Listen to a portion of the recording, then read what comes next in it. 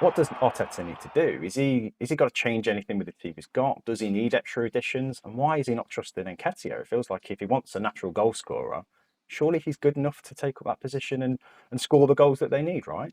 Well, with the money that they gave Nketiah when they signed into that new deal and giving him Henri's number, you thought there would be a bit more Yeah. trust in him. But I think that's a massive part of what Arteta needs to do. Now, granted, it was Liverpool in this game, and Arsenal would have much preferred a slightly lesser opponent where they could have rotated the squad a bit. But we know Arteta Mm. doesn't do that very often.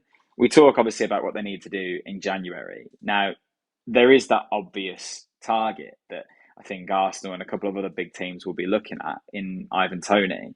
But if Brentford are looking at 100 million for Ivan Toney, which they've Mhm. got every right to demand, that's what he's Yeah. worth to them right now, particularly if it means surviving in the Premier League for them.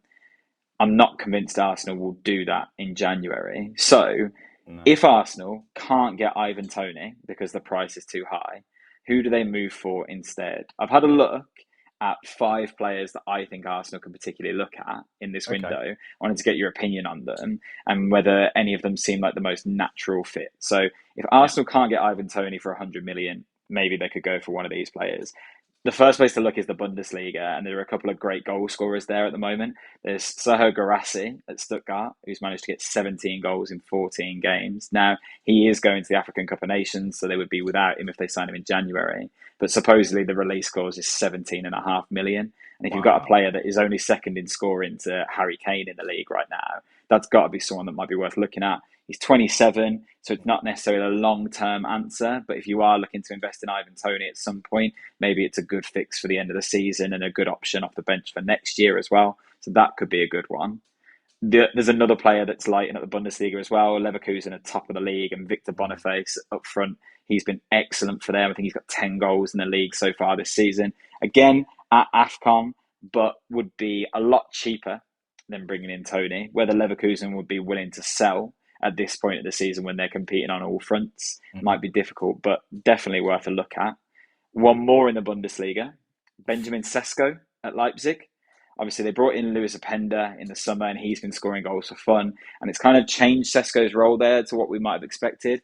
But at Yeah. Salzburg, he looked so frightening. I know United were linked with him quite heavily when he went to Leipzig, and we know that he can be quite a dynamic forward and would give a focal point to Arsenal's attack, which might Definitely. take some of the focus off Saka and Martinelli because we know that teams are just doubling up on Arsenal's wingers at the Yeah. moment. So putting someone as more of a focus down the middle might actually bring the best out in them as well.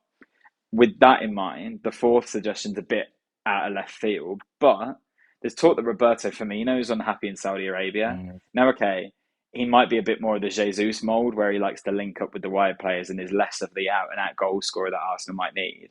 But Premier League experience, a proven winner, which I think Arsenal need right now if they're trying to get a few things over the line, Yeah. would link really well with Martinelli and Saka and bring the best out of them again. And I think Martinelli in particular needs that lift.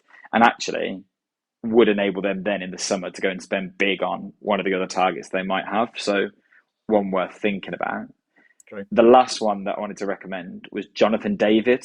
So he's got 18 months left on his contract at Lille, has been touted for a move for ages, and Mm. how many better number nines are available on the market than him right now? I True. think he could kick on to that next level. He's done incredibly well in France over the last couple of years. His season is starting to kind of find some form now. He just got a hat trick in the cup, granted against very weak opposition. But I wonder if maybe that's one that would come in with 18 months left on his deal, would be a Mm. lot cheaper than some of their options. You're What do you right. I think? Any of think those 5? yeah, well, you're right. I think Tony's probably unattainable. I think the form Brentford are in at the minute, he's going to need to stick around, and it's going to cost them Yeah. a heck of a premium to prize him away. And even then, I don't think Brentford would kind of go down without fighting, really. But I think Tony's Mm. keen to repay the faith shown in him as well, which is understandable. Out of the options you Yeah. said, it depends how much Arsenal have got to spend. Because, I mean, Mm. from an FFP point of view, they did go, I think, further than we expected with their spending by Yeah. buying Declan Rice, especially. And Mm. although he's been pivotal for them, I think that really depletes their options in the January window, especially. So I think they Yeah. will have to look at something that's A, affordable, B, kind of mid to short term, and nothing more than that. And that goes against their kind of buying profile lately. They tend to buy somebody that's definitely an investment. However, I think of the ones that you've mentioned, I think Garassi and Jonathan David are probably the two that make sense from a kind of a Mm. financial point of view. I mean, what price Jonathan Yeah. David really with 18 months left on his contract? I mean, how long have they got left to capitalise on his transfer value? This might be the most they get for Yeah. him, selling him now. But Guirassy as well, again, there's a chance it might turn his head seeing a club like Arsenal go in for him. Sesko was a player I think Arsenal should buy. I think that definitely fits Mm. kind of the Arteta philosophy or his age profile. Mm. And Boniface, I think, is probably too invested in the journey he's on in the season at the moment to kind of leave it Yeah. halfway. And I don't blame him, to be fair. Let's see how Leverkusen's Mm. season plays out.